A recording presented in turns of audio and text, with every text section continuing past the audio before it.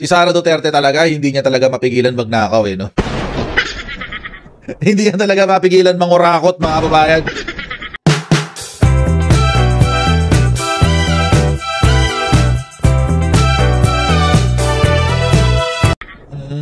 Hindi talaga, as in, no joke, no joke. Parang ano siya eh. Siguro dahil habang lumalaki ang magkakapatid na Duterte, pinapalaki sila ng tatay nila, nakikita na sa tatay nila kung paano mangurakot. So, di ba, wala silang pake. Oo, tigasan ng muka. Tigasan ng muka, guys eh. Kakapal ng muka, no? Tapos nakakatawa pa dyan, mga babayan, kahapon, ang sabi ni Sara, siguro nga, habang lumalaki itong pamilya, pagkakapatid na to, sa piling ng kanilang ama na si Rodrigo Duterte, eh, wala silang ibang nakikita maliban sa pagnanakaw ng tatay nila. And all of these things, sakto eh, parang, di ba, parang sinadya ng pagkakataon. Kahapon, sabi ni Sara Duterte, lalabanan daw niya ang korupsyon sa gobyerno. Sabi niya yan kahapon. Tapos, all of a sudden, mga babayan, kaninang umaga, lumabas ang balita. Lumabas yung COA report. Commissioner COA na naman ang nagbisto kay Sara Duterte.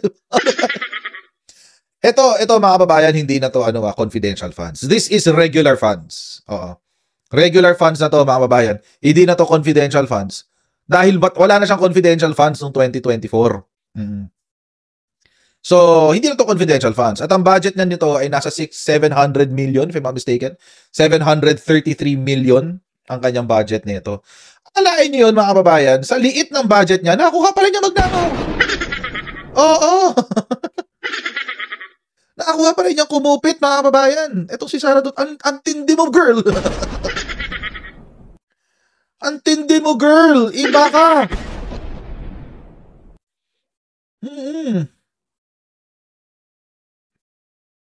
Lala eh. Mamaya na yan. Yan yung mga kababayan, sabi ng COA. Yung proyekto ni Sara Duterte, ang sabi ng COA sa kanya, namigay sila ng 3.4 million pesos na sa kanilang proyekto nang hindi nila bina-background check yung mga nag-receive. Siguro dito kinuha yung kanyang pang-aeroplano. No? Dito kinuha yung kanyang traveling expenses, what have you, diba? Tingnan natin yung Ito yung executive summary ng OVP na download ko ho ito sa website ng COA. This is the official document. Okay? So, OVP ho ito. Siyempre, mga kababayan, ang sasabihin nila, ano ba naman? Unmodified opinion ulit, mga kababayan. Walang korupsyon, unmodified opinions. Unmodified opinion pa lang pa siya ng walang korupsyon, di ba? Mga DDS. Tama ba? Ano ba mga DDS dito ngayon? May DDS ba dito ngayon? Paramdam naman kayo. Ito na nga, mga kababayan.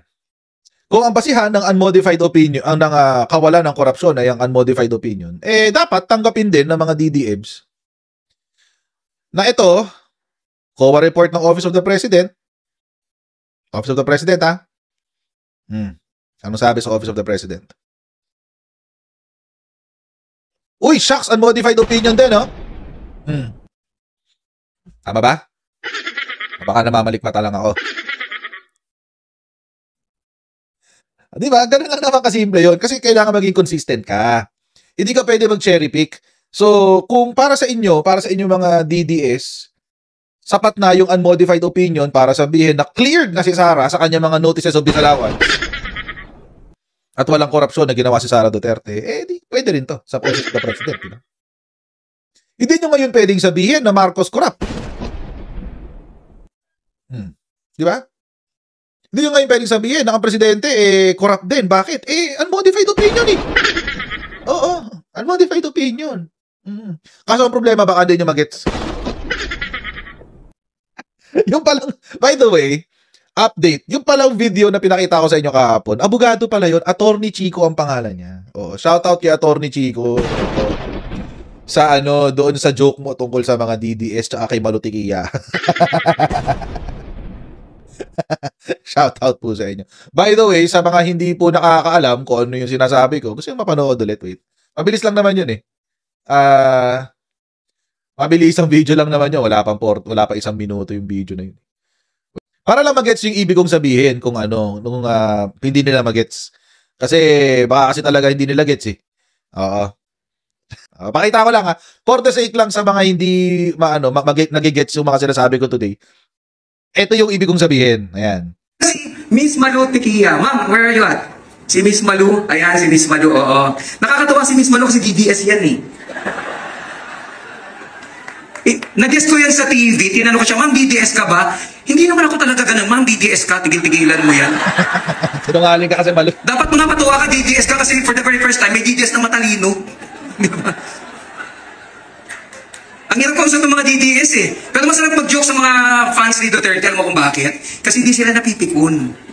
O baka hindi rin nila gets.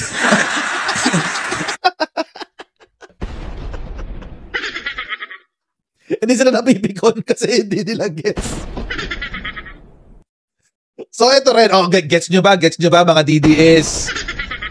Mga ka-DDS dyan, gets nyo ba? Kung sapat na sa inyo yung unmodified opinion para sabihin na si Sara Duterte ay hindi corrupt, edi dapat, yung unmodified opinion ng Pangulo, ni PBBM, sapat na rin para sabihin na siya ay hindi corrupt. Tama ba? Masosopla na matindi si dito, si Ferdinand Topacio. Gets mo ba, Ferdi Topacio? Ay, nako. Hindi yata nila gets, guys. Pero wait lang. Sige, tuloy natin. Dito yan, mga kababayan. Hindi, mamaya na yan. Ito. Ang sabi,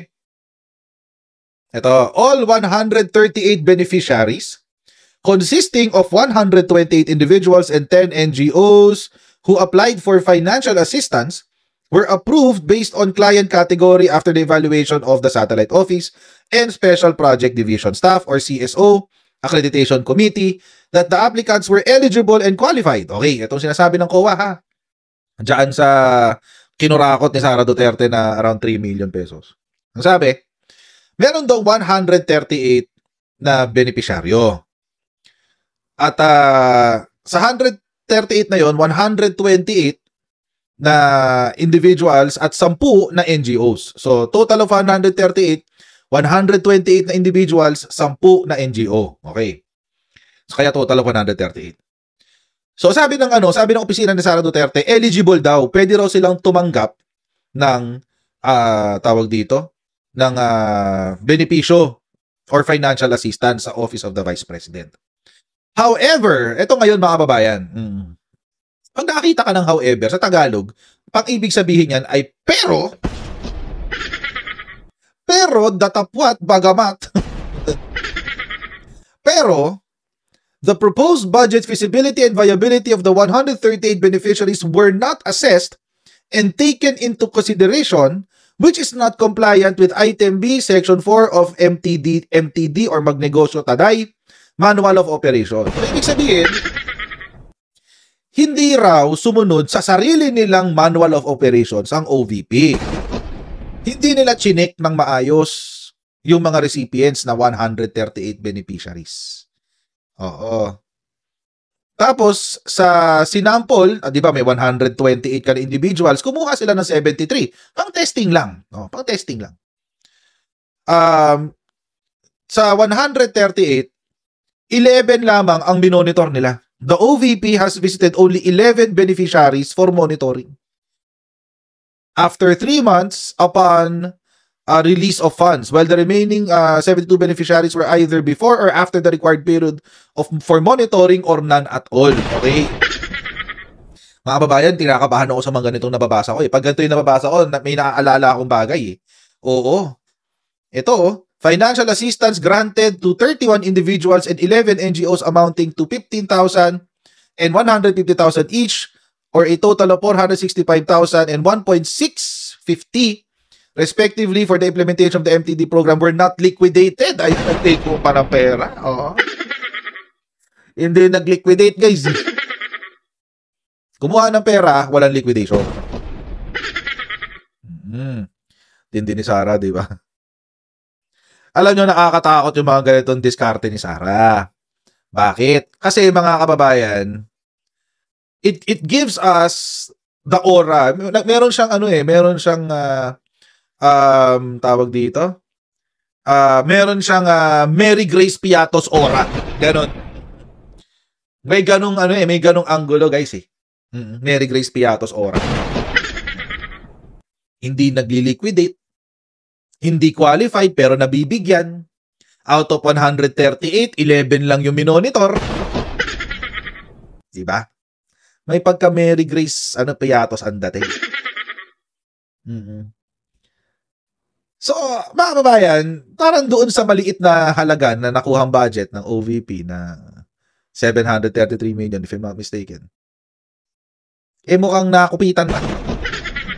Hindi, no? Hindi. Matindi, mga kababayan. Ito yun, no? Magkano yung total amount nito? Asan na yung total amount? Ito yung home visits. Ito yung sinabi ko kanina na home visits.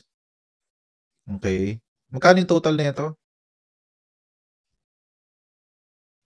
Ito pala sa ibabaw. 3.4 million pesos ang total. Sakto lang yan, pang pocket money, pang around the world. Diba? Sakto lang yan, pang around the world, guys. Oo. 3.4 million, diba? Sakto lang yan. Nung nagpunta ako States, gumastos ako ng, di ko sasabihin. Malalaman niyo yung revenue ko sa YouTube. Pero medyo malaki yung nagastos ko. Nagpunta ako States, 2 months ako dun. Medyo malaki yung nagastos ko. So, ako lang yun. Mag-isa lang ako. How much more siya? Meron pa siyang mga security. Meron pa siyang pamilya na kasama. Ang lala eh. Ang lala. Ay, nako. Pero mga kababayan, ito yata yung sa OVP. Pero meron pang mas malala, mga kababayan. Ito. Ito yung malala. 200,000 per CCTV. Ang lala, no? 200,000, guys. Kada CCTV. 200,000.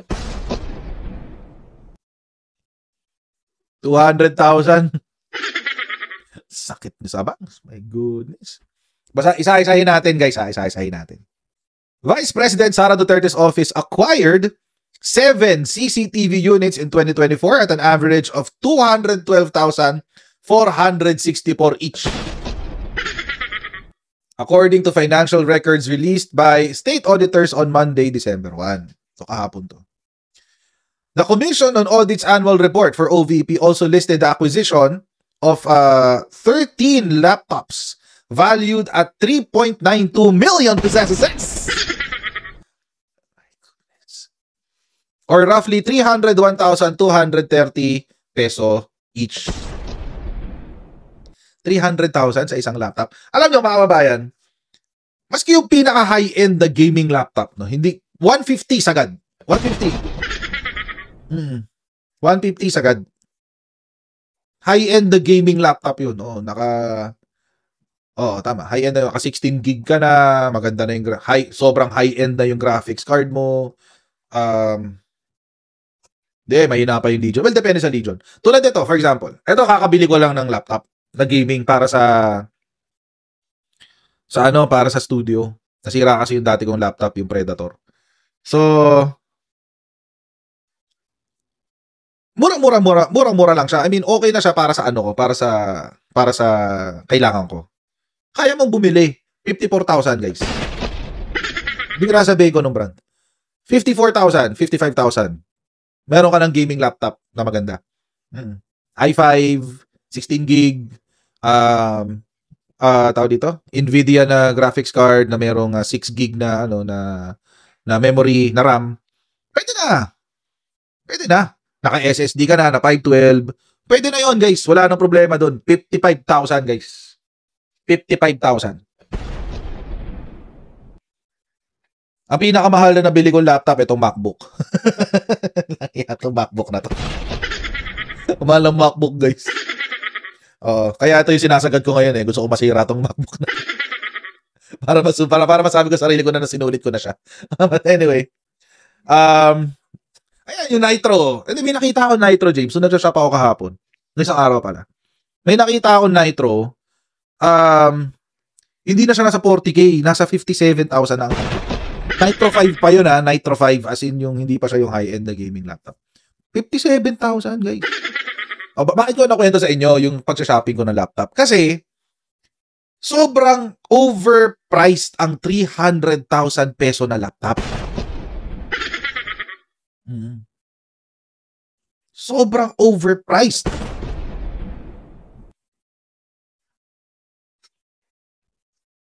Goodness. 300 sa 300,000 mga babayan, naka-high-end ka na na MacBook. 150, mga 170, 180K yata if I'm not mistaken. MacBook na M4. MacBook Pro na M4. Mga 180K. Pero 300,000? Oh my goodness. Ano yung specs nito, no? O tapos, eto ngayon.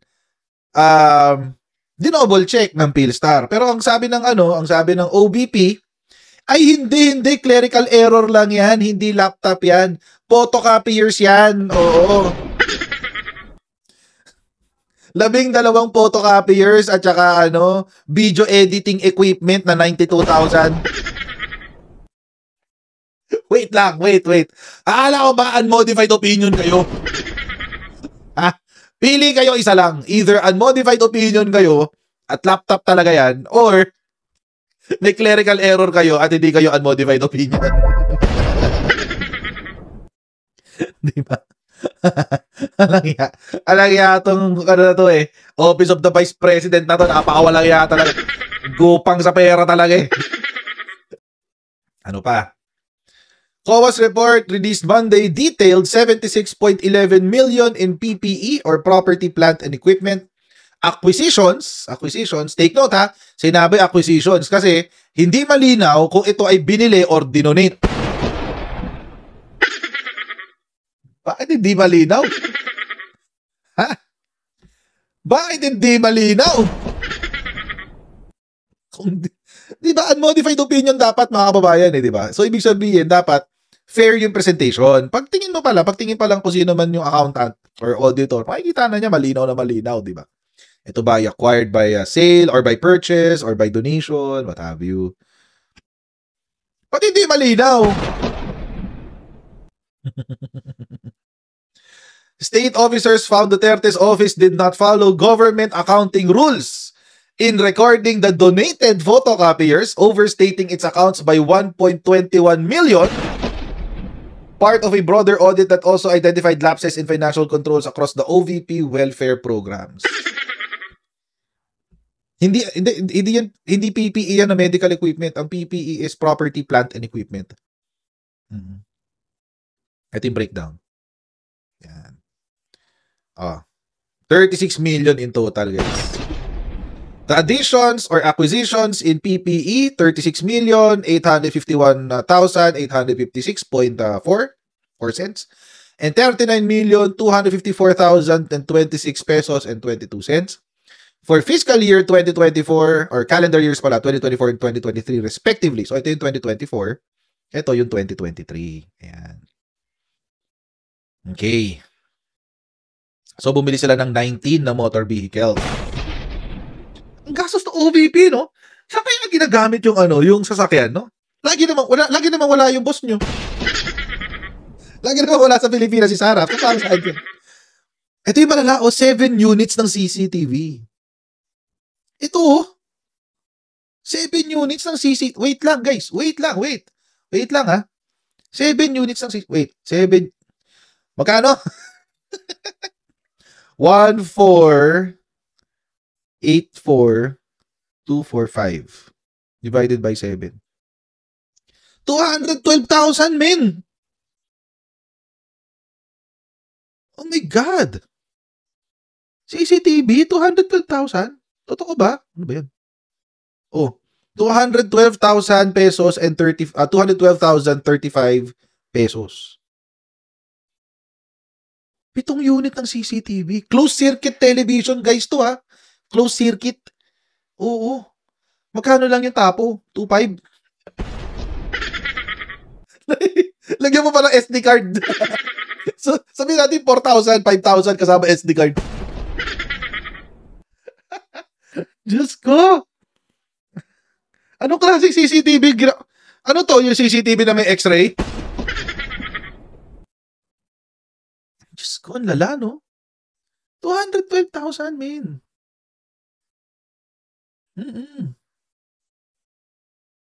Ano to? Bakit ang mahal ng CCTV?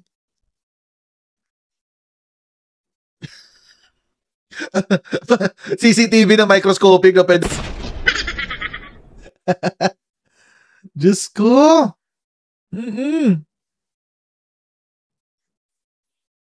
Mahal ng CCTV niya, ang lala. Oo, ang lala ng CCTV niya.